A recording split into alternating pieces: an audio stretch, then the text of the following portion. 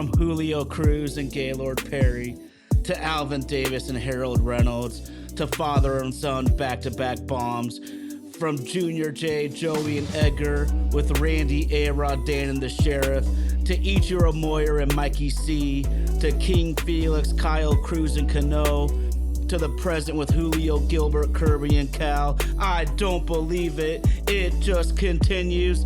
My, oh my, it's another sports podcast.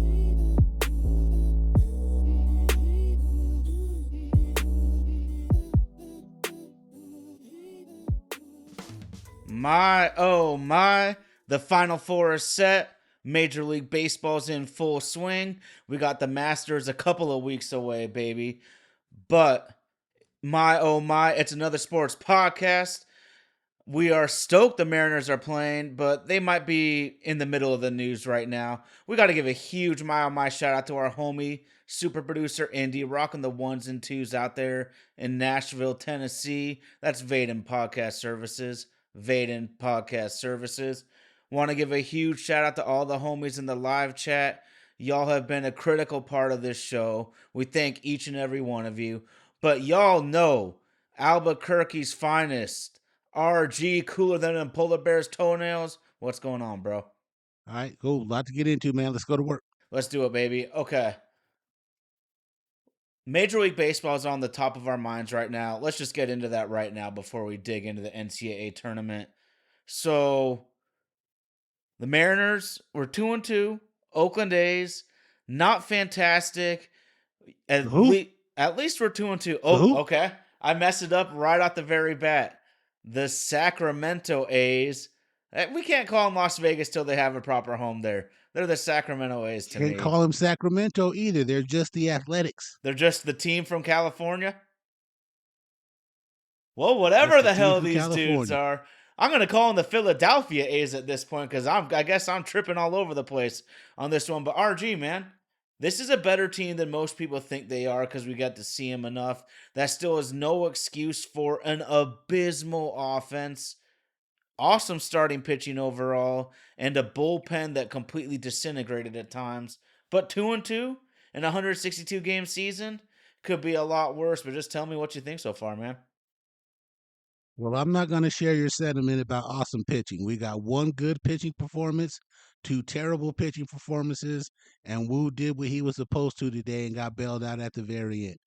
I'm just going to get into it with my boy LOG, the OG, DOGG, Logan Gilbert. That's what an ace is supposed to look like during opening day. That's what an ace is supposed to carry himself look like during opening day. That's what an ace is supposed to do. Now, did he give up the one home run? He sure did, but the man was out there 7 innings, commanded the strike zone, got his stats right here.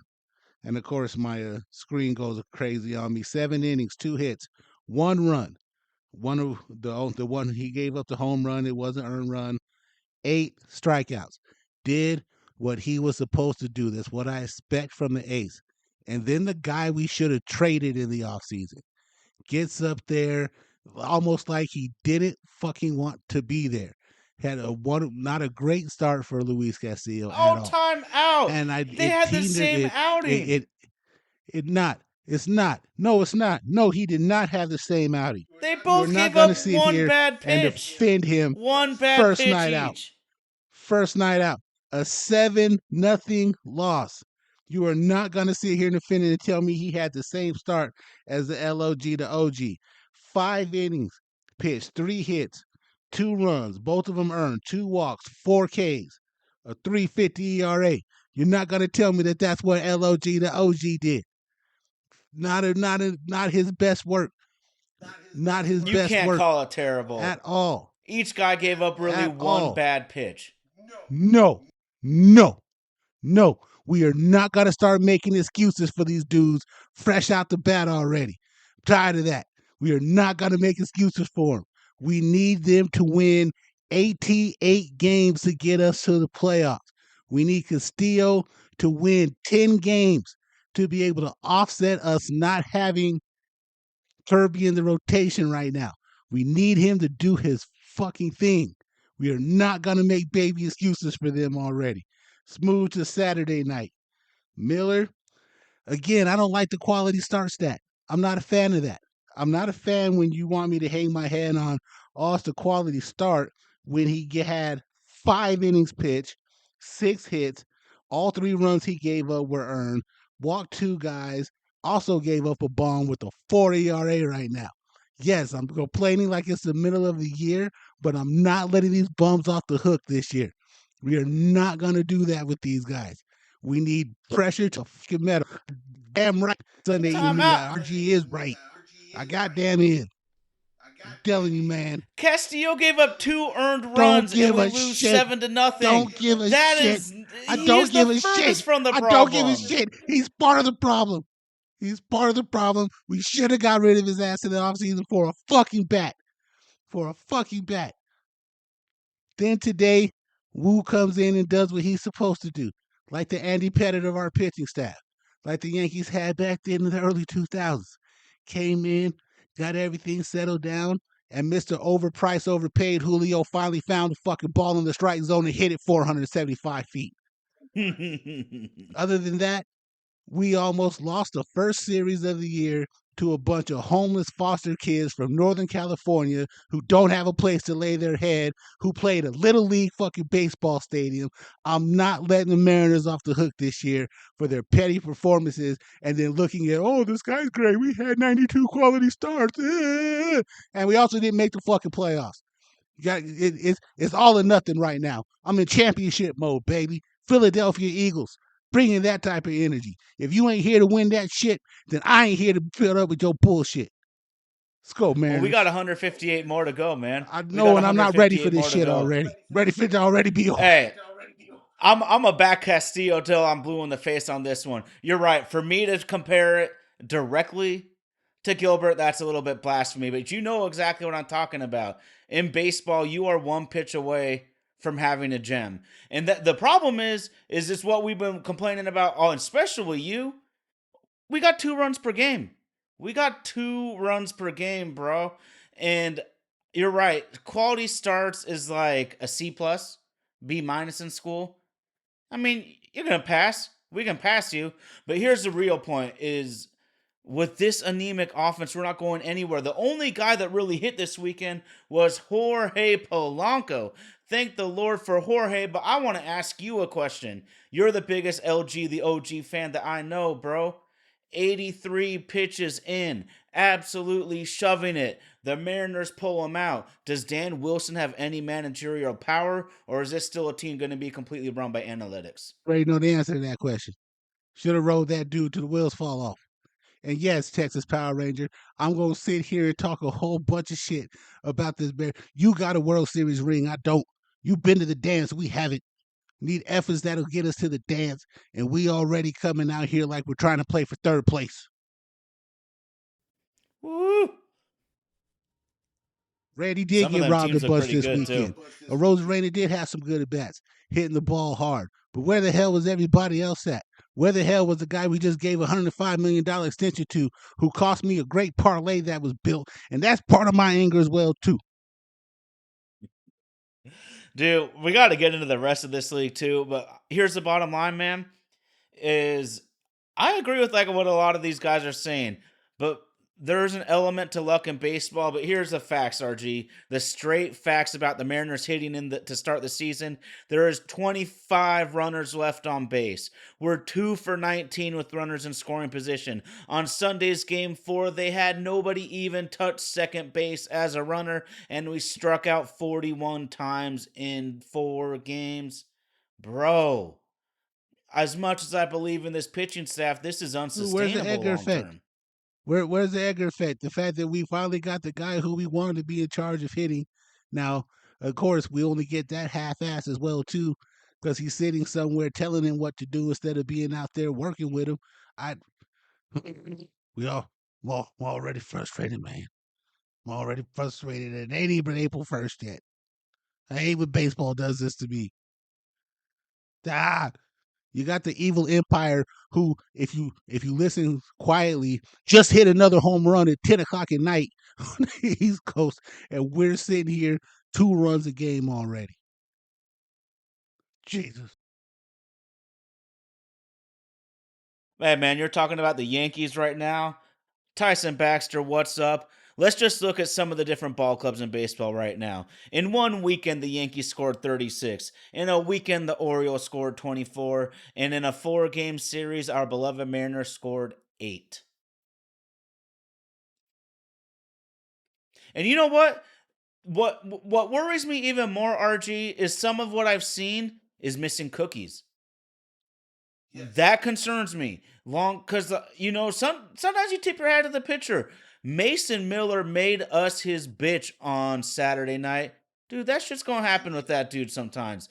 But I see our guys missing middle 93, and in the big leagues, you gotta do damage, or like I said, unsustainable.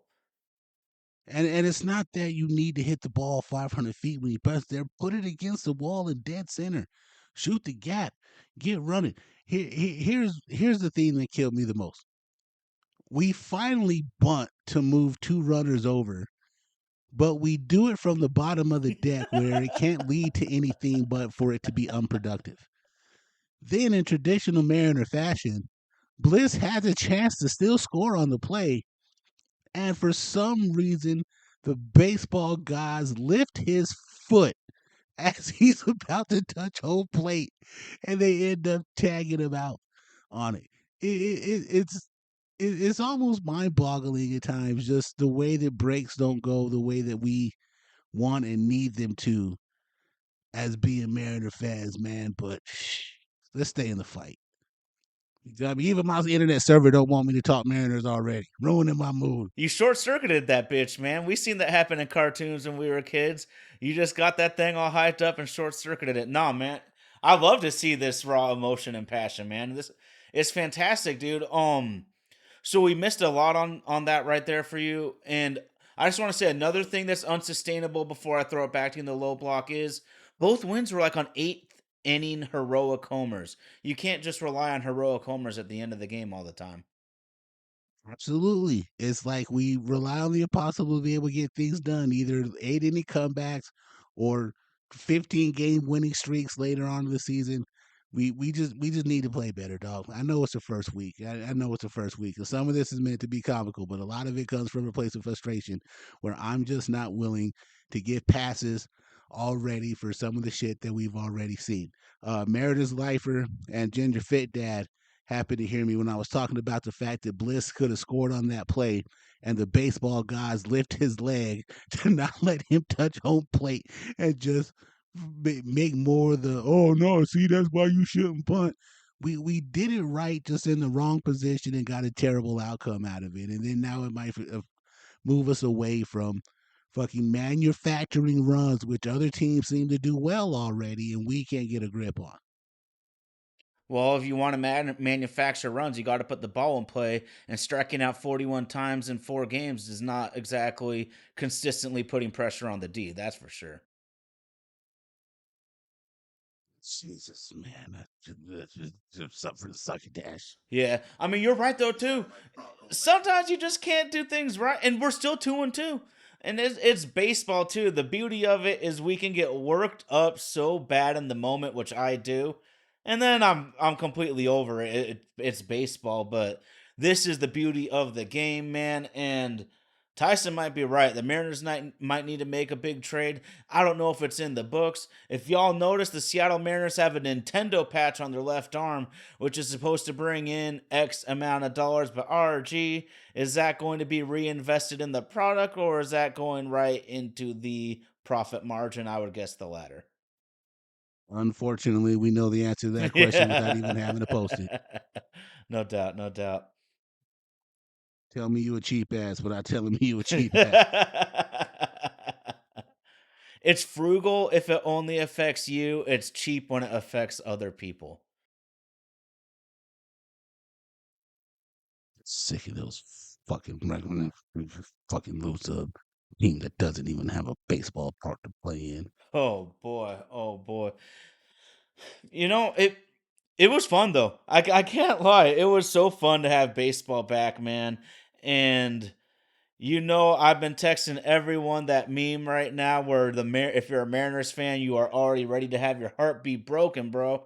But guess what? So here's the thing. We both agree that the Texas Rangers were going to have a bounce back season. They start 3-1. Two really, really good teams in the AL East are 2-2. That's the Orioles, and I forgot the Blue Jays are primed for a bounce back as well. There's a lot of competition in the American League, and the Mariners simply need to get their acts together, or maybe this just isn't that talented of a ball club. We'll find out. One that's already shaping up to be really interesting is the NL West. The Dodgers and the Padres are both undefeated, just on a collision course with each other. That's going to end up being the series that's going to end up being the matchup that everyone pays attention to outside of your favorite team is what's going on there in Southern California. That's the one that I'm looking forward to the most. Dodgers run out a Cy Young Award winner or the best pitcher in Japan every other fucking night. It seems just the heroics that they get too from Mookie Betts losing what 20 pounds on that Korea trip looks like a shell of himself, and all he does is hit a walk off home run to win in the game the other night. Just I know it's the best team that money can buy, but in this NIL world and everybody wants to bag and this, that, and the other, go spend some fucking money on some goddamn talent. Well, and you still got to get the right guys. We see big spenders not accomplish the goal often. Hell, the Dodgers have been one of those teams. They've been one of the most consistent teams of the last 15 years. They have made countless World Series, but they have not capitalized every time. Money doesn't buy you everything. You still got to pick the right players. Money don't buy us everything. Well, we don't know what it's like to spend money. So what the hell are we talking about? Well, shit, if you get to $1 billion, apparently everything's free at that point, but Yes, it is. okay. So I want to get into this right away because we see the dudes talking about the New York Yankees and these torpedo bats, bro. The proof is in the pudding. Now, granted, dangerous team, lots of money spent, but that's 36 runs in 3 games. The Yankees hired a quote literal genius MIT physicist to help design a better bat. I noticed on the logo they are built by Louis and manufactured by Louisville Slugger, which leads me to believe that anybody in the league could possibly get these bats made for them. I don't know. There could be some proprietary legalese that prevents the other MLB teams from doing so. But honestly think it would be great for the game, RG, to get a little more action on offense. The pitchers have been kicking ass and taking names for many years now, but that still doesn't absolve these teams from going all or nothing. Baseball, walks, strikeouts, homers. But it's fun to see the ball batted around, dude. I can't lie. Dude, that's what they came for. It's what they have altered this game to be. Is back to the McGuire Sosa days. The chicks dig the long ball. That's absolutely what they want out of baseball. They do not want Greg Maddux up there throwing 89 miles an hour and no one can touch him for 9 innings because that's not going to drive a single fucking rating. That's not going to make anybody in the overseas markets tune in. It's not going to make the analytic nerds go crazy. What they want to see is offense, and they have found a way to be able to inject it. No matter who your team is, if you were paying attention to any type of sports ticker on Saturday, it was what do they do? How many more runs? Judge hit how many? God damn. They took Nestor Cortez to the fucking wood shop.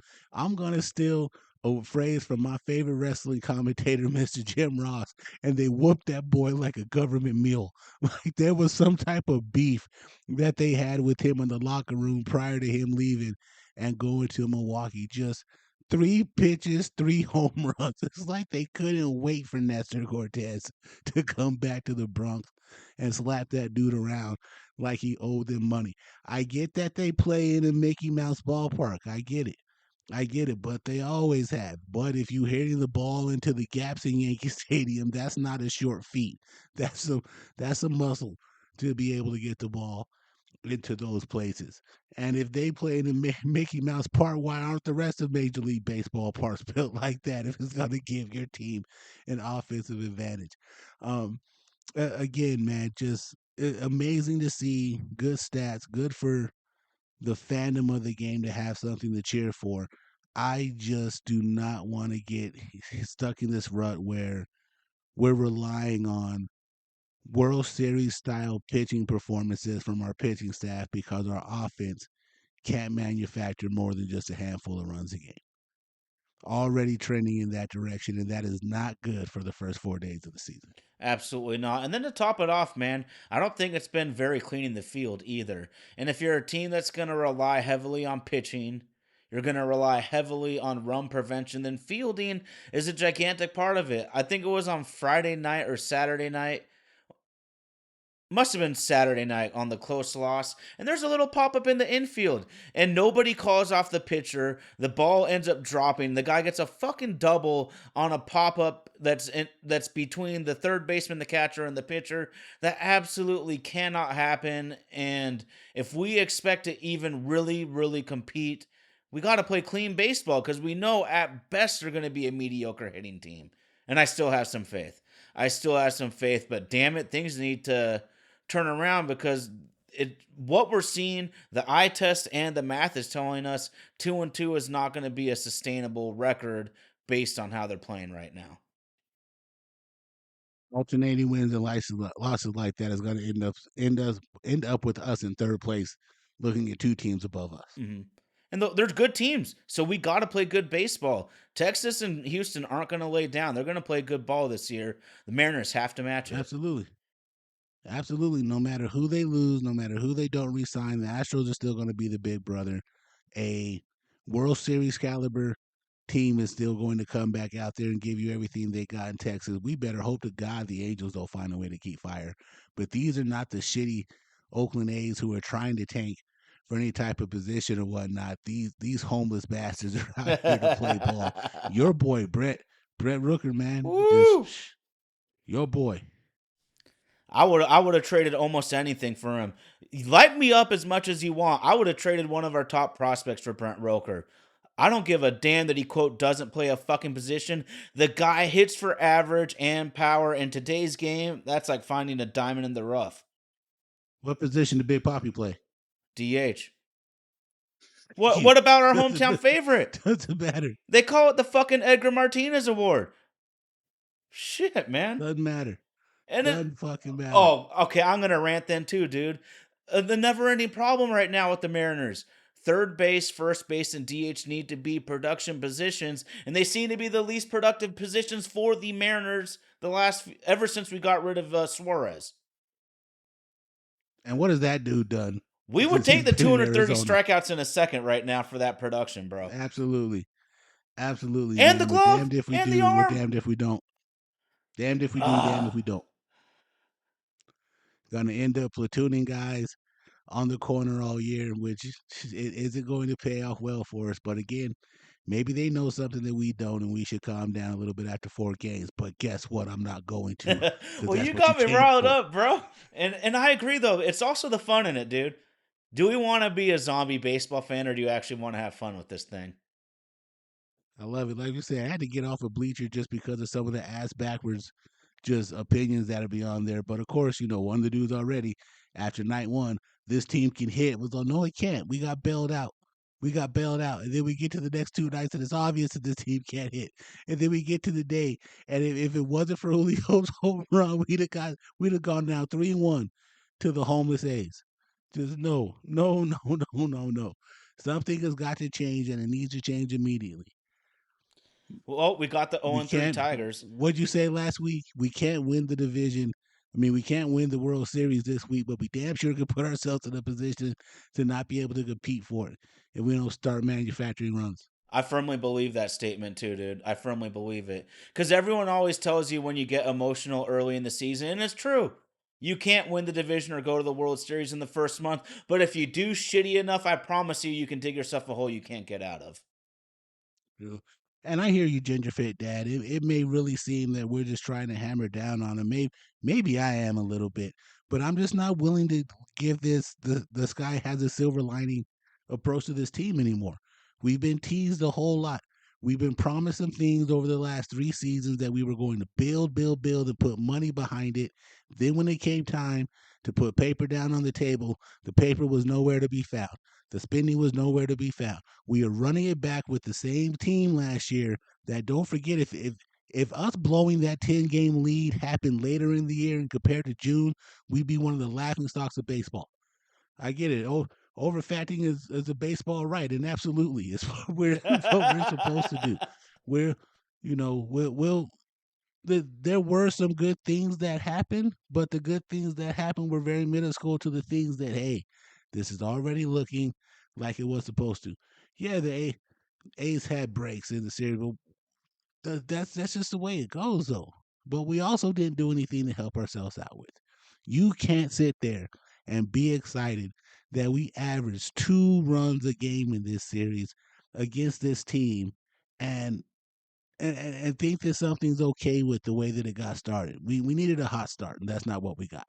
Well, we can still easily make it up, but here is why I've been on how I've been feeling, RG. It's only been 4 games, but I had two fears for the Mariners this year, amongst way more positives. But there's two fears that could sink this ship, and that's lack of bullpen depth and an anemic offense. Both those things can turn around. We're 2-2 playing a pretty, I would say, we haven't lived up to our potential so far in these 4 games. The Mariners have way more potential in the tank, RG. Potential gets coaches fired. What matters is production.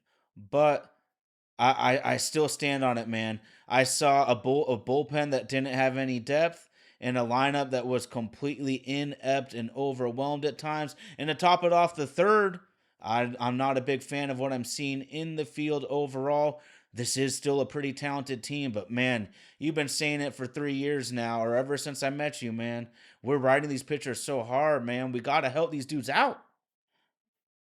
Being a generational talented pitching staff means nothing if we're giving 5 guys the Felix every week. And it's not going to be like this always. We'll have some strains where we're actually putting good wood to the ball and being able to manufacture some runs. The I just wasn't a fan of trying to run it back with these guys and not doing more to it. You're expecting the same group of guys to be better without helping them. Now, when Cal gets going, we'll absolutely see. But what if Cal gets off to one of those slow starts like Julio did last year? We can't afford that. We need a Rosarena to have a great year with where he's hitting in the lineup. We need production. We need production. I love Ronnie Tez. I love Ronnie Tellez, dude. Rowdy Tellez. I hope that dude turns into the beast he once used to be. But again, we're talking about retread tires, which is what the Mariners offense is almost built out of, other than the guys we pay $100 million to. Victor Robles, hey man, that might be the unsung hero of what our team is, but we need everybody to get playing better. Detroit comes in town tomorrow. Let's see if we can get something rolling. Let's freaking go, man. You'll love this, right, RG? Me and Keith are already sending like happy texts and angry texts to each other. So you know it's baseball season, bro. I want to just get Ginger Fit Dad. Great minds think alike. I wrote down right here to remind myself Matt Brash and Troy Taylor need to come back ASAP. Don't rush them back. The last thing we need is for both of them to be out for a year plus. But I'm looking at Trent Thornton, Taylor Saucedo, and Bizardo are all maybe on the hot seat. I finally got my witch, and Carlos Vargas got to pitch some major league action, RG, and he gave up 3 hits and a solo bomb in an inning and a third. So clearly he is all stuff and no pitching right now. I still believe in him because only a few rare humans can touch 100 miles per hour on a fastball. But man, we really need Brash Taylor back, and I wonder if there's any arms in the minor leagues or anyone we can pick up off the waiver wire because I don't have a lot of confidence in Thornton, Saucedo, and Bizardo. A lot of baseball left to be played, but we need these margins to trend in a different direction. That's all we're saying. Yeah, no doubt, no doubt. Oh man, what a series though. What a series. It's a good reminder to everyone in the league though. The A's aren't going to just lie down. This isn't your 110 loss A's of a couple years ago. This is a vastly better ball club, and they even brought in a couple of free agents like Severino, who had a really good opening day start to at least keep his team in the ball club while Logan was dealing. True that. True that, man. Good to see Severino be able to find a home, be valued, and hope, I wish them the best, man, for the sake of baseball, for the sake of us being fans of the same sport. Wish the A's the best, man, for real. Don't oh, wish them the best. That just has to be fucking tough for them. Has to be pain wrecking for the people of Oakland in 5 years to lose everything that you've had. And I'm not gonna get into the weeds about what Oakland has become because things don't become like that without help or negligence. But just sad for them. Sad for them, man, to lose everything that made them once exciting and then now have to travel to the other side of the bay to try to make games and then even farther once that stadium gets built. Um, certified athletics at Twitch hater. Oh man, it's crazy shit for those dudes. Crazy shit. But also, we got the Tigers coming in and they put up a hell of a fight against the Dodgers. They're very well built team that doesn't rely on superstar antics to be able to get them to where they want to be. So we might not have a cakewalk with them. We got your boy Emerson Hancock on the mound tomorrow. So hope for the best for him. Hopefully the ship gets righted. Uh, I thought Julio did a lot of pressing over the first 4 games already. Um, Definitely need his bat to get going. Need Cal to get going. 158 games left to be able to prove us wrong. But goddamn it, put the effort in. Yeah, no Put the doubt. effort in. No doubt, man. Well, shoot, the Detroit Tigers crushed the Mariners season last year in 2 series. They whooped our ass in 2 critical series, and that was, you could easily point to one of the biggest, if not the biggest, turning point in the Mariners not making the playoffs by a game yet again. Bro, it's just so fun to have baseball back. It is so fun to have baseball back. I love it. It's too late. My wife goes upstairs for game 1, and then all of a sudden she's just like, why are you screaming so much downstairs? Baseball's back, baby. It sure is. It sure is. Now, I do want to offer an apology because of the technical difficulties that we had last week. Didn't get a chance for you all to follow along with my opening day uh, degeneration, and it happened to hit. So, as we move forward, maybe we'll find a way for them to drop on Wednesday. It's kind of hard to talk on Sunday night about what's coming up because I haven't looked at anything. But definitely, if you follow us on our socials, at least by Wednesday, I have an idea on some ways for you to break the bank as we happen to move forward with baseball season. But I love it, man. I love it. And these guys will tell you me and our super producer, Indy, who likes to follow me with some of the plays that we make, we were a Cal Raleigh home run away from some stupid shit going down. And of course, he struck out his last at bat. But I do want to give a shout out to y'all in the chat, man. Y'all called that Ole Miss victory last week, so hope everybody got a chance to play it and put a little greenbacks in your pocket. Let's go, baby. Well, there's no better way to transition, man. How is your bracket and how is your bet so far? We're down to the final four. So I talked about the model that we play where, we try to chase and follow the underdog. This particular season was not the season for that. The favorites won at a rate that just completely put us behind the 8 ball. Give me a second to pull that stat up. All right, so if you did 100 on every game in the first and second round, and you picked all favorites to win, you went 37 and 18. But since some of those lines were blown up, you lost a total of $18. If you did all underdogs to win, underdogs went 11 and 37. And if you put 100 on each game, $1,800 loss you suffered over the first weekend. If you picked the favorites to all cover, favorites went 29 and 19 for what would have been a $737 profit.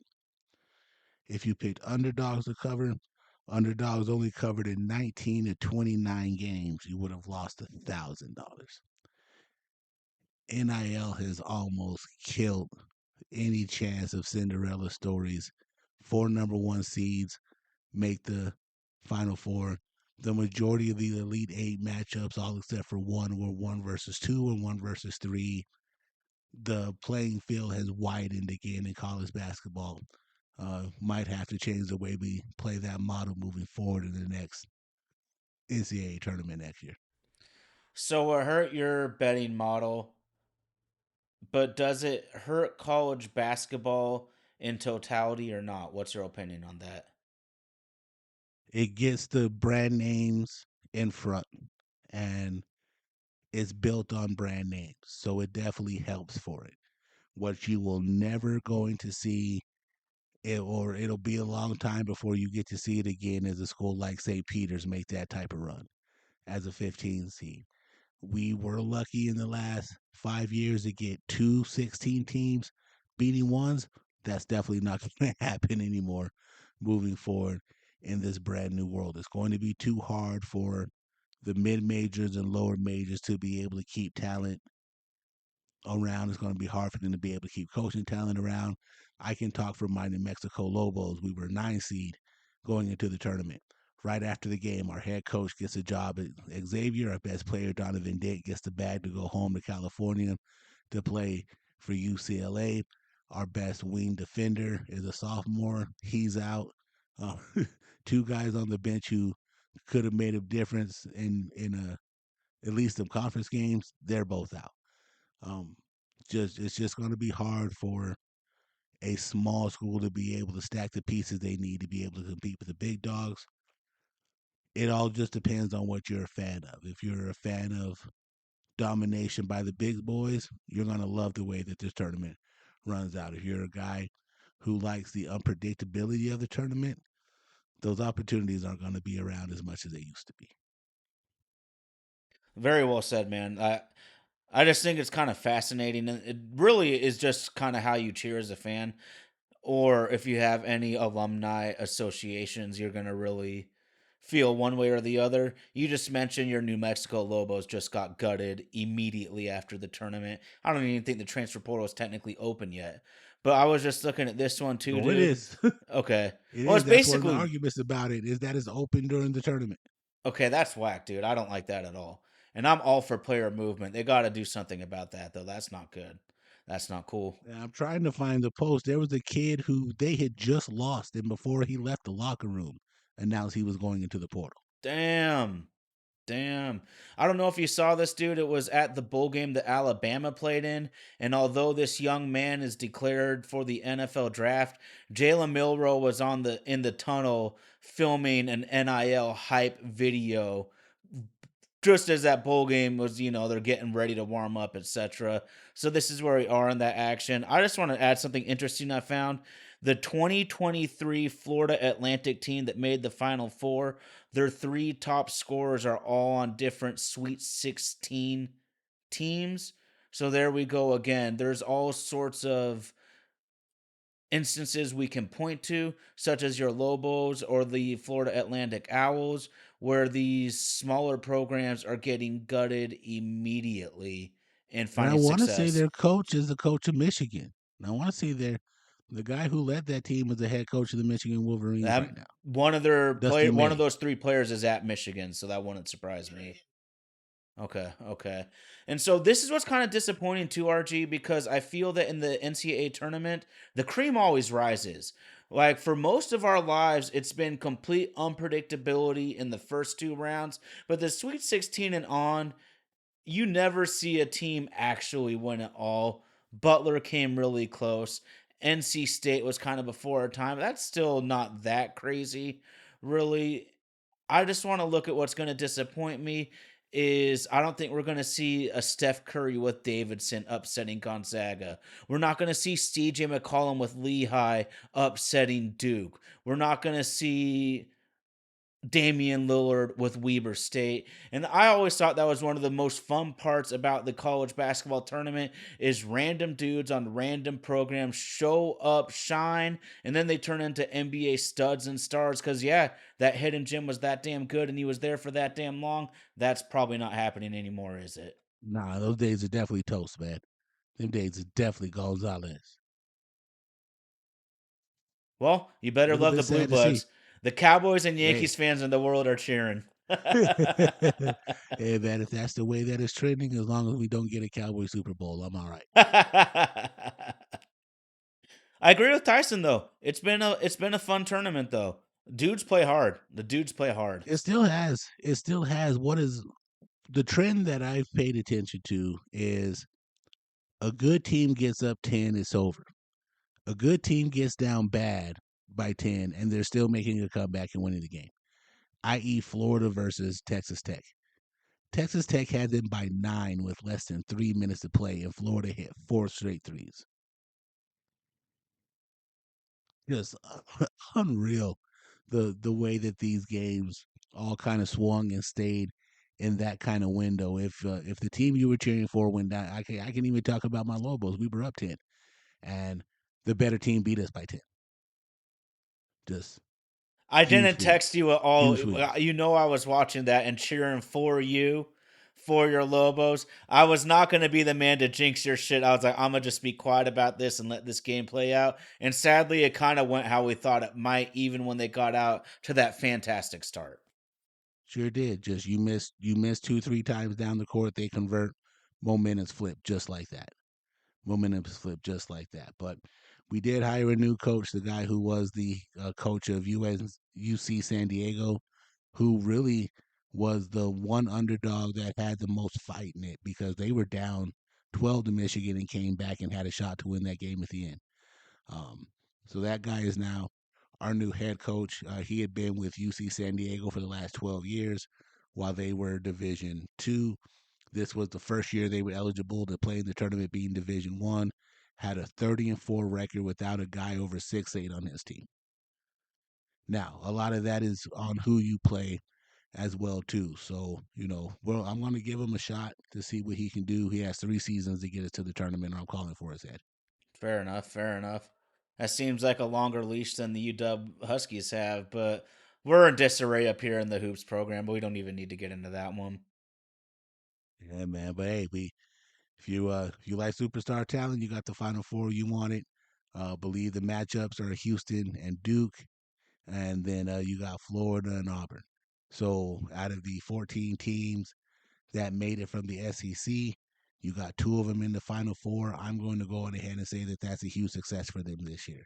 They may have they may have watched the Big Ten win back to back national championships in football, but they have also proven that they can now bark in basketball too.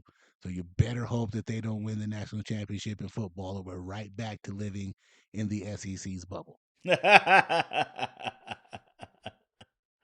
That's not where we reside over here. Even though, let's be real, You shut the hell up. I easily watch the most of SEC college football. Absolutely, as you should. As you should. Saturday night, do I want to watch the mediocre Huskies versus Purdue? Or do I want to see Alabama LSU? I mean, come on, let's be real here. I'm telling you. I'm telling you, I want to see two. I want to see two me. I want to see 2 mid-level NFL teams go at it with all the money that's behind their product. Well, you know all about what that conference can do for a football team, don't you? Sure can. Sure can. And if you weren't paying attention, the Eagles just signed the Giants' best pass rusher, and guess where he went to school at? No, we know. Your Georgia Bulldogs. That's great scouting, though, man. I got to give the Eagles props, though, too, because look at what Georgia's been the last 2 years. And they even have, probably three, four first round, second round type of defenders yet again for this year's draft. They won those 2 championships mainly on the back of that fantastic defense. Your Eagles didn't fuck around, they didn't try to get cute. That's the best program. They have the best players. They are absolute dogs, led by a defense. Get as many of those guys as you can. Sometimes in all sports, these guys just over and outthink the room when the obvious is staring you in the face, and they got them a fucking Super Bowl. Sure did. And hopefully we can keep it going. So let's take a sports break real quick. Tell me about that pretty blue shirt you're wearing. Let's go, baby. Right here. My, oh, my. It's another sports podcast. Thank you to my wonderful wife. Thank you to the wonderful thing called the internet and people bringing the products to the door. We got a little swag now. It's in that Mariners baby blue, that beautiful turquoise that George Kenneth Griffey Jr. wore so wonderfully. We might talk shit about our team. It is all because we love them so damn much. You get your heart broken enough times, the love turns into frustration. And that's what happens sometimes. But my, oh my, What's on the sleeve? What's on the sleeve there? there we go. So if you scan that QR code when you see Tyler out about the streets of the Pacific Northwest, that'll take you to a link to where you can help follow and support the show. And I got this crazy idea. Why don't we find a way to hook up some of the people who've been rocking with us in the live chat? Some my own my swag. We If absolutely that's will. something that y'all are interested in, go on ahead and start posting some comments in the chat, and we'll see how we can make that happen over the next few weeks. But yeah, man, fresh off the presses, man, it looks good on you. Thanks, bro. I appreciate it, man. And thank you to my wonderful wife for helping out. We truly enjoy doing this. And RG's right. We would love to send you out a little present on our behalf because of how grateful for we are for all the homies in the live chat, man. We were doing this show before we went YouTube live, and it's gotten exponentially better because of the live chat, bringing the fire, dropping the knowledge, telling the jokes. That's why we shout you out every time. We sure do, man. This show isn't doesn't grow the way that it has without you being a part of it. Answer your question, Tyson Batcher, who has been in the chat the longest. Ginger Fit Dad and Mariners Lifer and a Sunday Evening Media were the first three that I recognized coming back once we started the live format.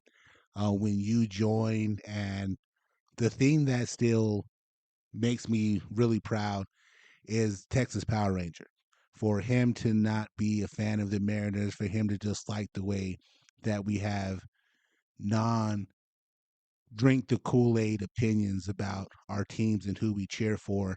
And he was like, hey, I'm a fan of your competitor and I'm going to follow your show. So big shout out to all of you guys. Tay Williams, man, Tyson Baxter, Mariners Lifer, Ginger Fit Dad, Sunday Evening Media, the appearances that Jerry B6 has made, the appearances that Eric Neal has made, and we still would love for one of you guys to come join us live on this side of the microphone one of your Sundays, free as well too. Just grateful that you guys have given us an audience to listen to this platform and that you guys has helped us grow. So we would definitely love to put some of this swag in your hand if you're willing to rep it and tell people to scan the QR code and follow the show. Yeah, no doubt, no doubt. And just a really broad view of this whole thing too, RG. It's so crazy for me to think that we grew up on AM, FM radio, and tape cassettes. To think that we have somehow done something with the producer from Nashville, a brother from Albuquerque, and a half and half up here in beautiful Western Washington. It's a beautiful thing, man. And we sometimes complain about the technologies of the world, but this is one of the beautiful things that can happen because of how connected the world is today. Ooh, and I want to give a shout out to our boy Borky McGork. At least that's what he goes by on Bleacher. He's been following us since me and Tyler were a part of another show. That's how we got to meet and decided it would be better for us to forge forward together. One band, one sound. Not to sound corny, but the show was a star, and you guys are just as part as the show as we are. And yeah, man, just couldn't do it. Hey, happy to have you, man. Know you came to hate, but I stayed for the vibes, man. Texas Power Ranger, big shout out to you. So yeah, man, just happy to have everybody. Baseball's back. Let's have some fun as we move forward. And man, may the best teams win. Root, root, root for the Mariners to still 10 toes down, true to the blue. I just wish we did some things differently from my perspective. Mm-hmm. Mm-hmm. Well, We've said it a million times, man. We were shopping at that great value spaghetti prices. We're buying the Monarch vodka. We got some good steak at home, man, but you got to have a little bit of seasoning to that shit or it really don't matter. I'm still so pumped, though. Baseball is just that 6 month, and if you're lucky enough, it'll turn into 7th month ride up and down, and we still got 158 of these, baby. Sure do. Sure do. And a lot of other great sports still coming in too. The NBA playoffs is getting ready to get geared up here in a couple weeks. Masters is getting ready to get started. My boy Ovechkin, baby, is 5 goals away from breaking the all-time scoring record. And the Capitals are in a good position and and for a good deep run. Stay away from no run first inning best tomorrow. A lot of bad pitchers. That's why I said I'm not giving anything out tomorrow. I'm not a real big fan of the slate. But in the opening day, one that I was hoping to give out, had we not had the technical difficulties, I went Paul Skeens, 6 strikeouts. He got 7. Went the Red Sox to win outright. They won 5-3, and I went no run first inning, Dodgers Tigers, and they came out on top for us. So we'll kind of keep it there in that wheelhouse. Well, we'll do 3 legs, and I'm not one of these dudes who will tell you to play something that I don't play. I'll show you my ticket. I'll show you what I put on it, and hey, let's get this thing together, man. Let's get this thing together. Let's freaking go, man. Okay, I got a couple of questions then. Who you got the rest of the way for the NCAA tournament? I'm still sticking with Florida. I'm sticking with Florida. I sticking with them to beat sticking with them to beat Auburn, and I just think that their overall talent is a lot better than Duke's freshman talent. Okay, okay. I'm gonna toot my own horn a little bit, man. I actually got 7 of the 8 Elite Eights right, and 2 of the 4 Final Fours. It's a lot easier when there isn't massive upsets, though. Let's just put it like that. I got another question for you, then, man. You brought up your boy Alexander the Great Ovechkin. You said 5 goals from passing the great Wayne Gretzky, one of the most hallowed records in all of sports. A record a lot of people thought would not be broken. That leads me to my question. Just give me a couple of records in any sport that you feel will not ever be broken, or a record you just saw broken in any time in your life that you thought was incredible. Pete Roses' hit record not gonna be broken. Steph Curry's threes made not going to be broken. LeBron 50,000 points not going to be broken. Usain Bolt's 100 time not going to be broken. Interesting. No one's come close to Usain since. Probably been a couple of Olympics since then, I think. Noah Lau, Ricky Henderson still record. Ooh, great one. That's a Great good one. one, Mariners Lifer. That's a very good one, Mariners I'm Lifer. going with Emmett Smith's Um, rushing yards. No one's yeah, getting I don't 16,000 see anyone. I something. don't want to see anyone doing that. Um, Cy Young's win record. Um, and strikeouts too. And strikeouts. Um, NASCAR. I don't. I have guys who I cheer for in NASCAR, but I don't follow it enough to be able to use this platform to give an opinion on it. Um, I like Bubba Wallace, of course. Um, I did. I loved the Earnhardt boys. I loved dad and son Earnhardt back in the day. I like the. I like watching that Vegas Grand Prix just because I think it's amazing how they turn the strip in Vegas into a racetrack and how they elevate the streets and that crazy shit that goes into that. Richard Petty's 200 wins, yeah, you're probably right there too, Tyson Baxter. That ain't nobody touching that. So there's still some that are there that'll stand for a very long time. Um, Longevity has a lot to do with it with LeBron's. Um, keep in mind the guys who passed Jordan on that list all played at least 4 to 5 more seasons than he did. So longevity is a great, great part to do with a lot of that. So yeah, I still think that there's some untouchables out there. That's crazy though, man. And it's not like it's a disrespect thing. I don't think LeBron James is the best basketball player ever. Nobody thinks Pete Rose is the best baseball player ever. I call that sustained excellence, and that needs to be cheered for in a huge way. It just doesn't mean you're the best, though, either. And you know I love LeBron, but you know who I'm going to ride with till I go. Huh. See, and I like the fact that the chat is interactive and throwing out darts to us as well too.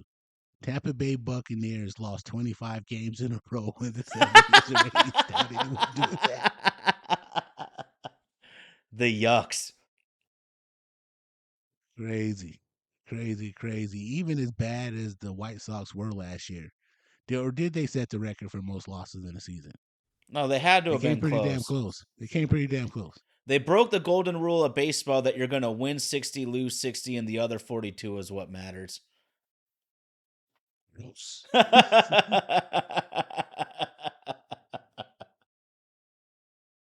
Gross. Anything else you got for the chat, man? my hey, baseball's back, and thank you to the live chat. Let's think of some more of these when we come back next time. Let's just keep thinking of some more records or events that we just think we won't see again. True, absolutely. Actually, I do want to give one more Absolutely. shout out. I want one more shout out, dude. You mentioned it briefly. Shout out to the Oakland fans. Shout out to the Oakland fans, man. It sucks so bad when the Seattle Supersonics moved. Oakland, it would be the equivalent of losing the Seahawks, the Sonics, and the Mariners. So shout out to the Oakland fans. It just must suck terribly. Yeah, man. Just we're all fans of sports, and we all have found things to cheer for. And I couldn't imagine what it would be like to live in a city that had 3 professional teams all say "fuck you" and just pack up and leave all within 5 years. Um, I like that when Texas Power Rangers, the world boat speed record of 317 miles per hour has stood since 1978.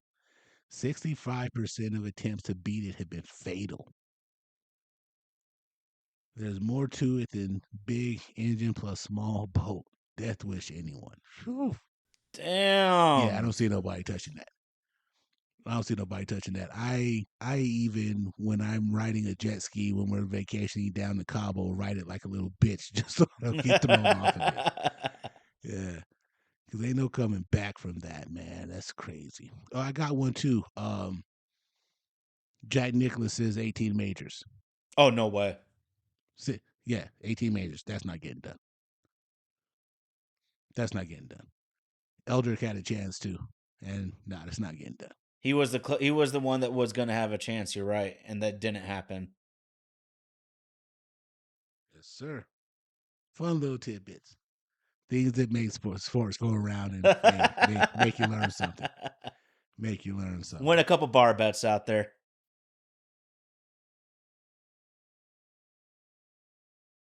There we Our go. side of the moon spinning night. Oh shit, dude. The hippie side of me loves some Pink Floyd, bro. It's crazy. It's and I know this is a sports podcast, but the thing that gets me is how music is consumed, and you have this new generation who will talk shit about Eminem, right? But I will tell you from a guy who lived in that era, it's something to be said about an artist that sold over 120 million records when you still had to leave your house, go to your local music spot, drop $20 out, and that's what you intended to do for the day. That just didn't happen in the way it was gone. And for all the people who illegally downloaded it, that dude still sold 60 million copies of one album. Shit like that's not going to happen again. Damn. 50 Cent and Kanye played us because they had that competition. I don't know if you remember this. They both go on 106 in Park. 50 Cent is getting ready to drop, and Kanye's getting ready to drop Graduation. 50 said, if Kanye beats me in record sales, I'll stop rapping. And they made 3 million people get up and go to Best Buy and spend $20 on records. You ain't doing that. You may love Drake, you may love Kendrick, but you're giving your money to Apple, and Apple will then pay them a residual off the back end. You aren't doing that nowadays.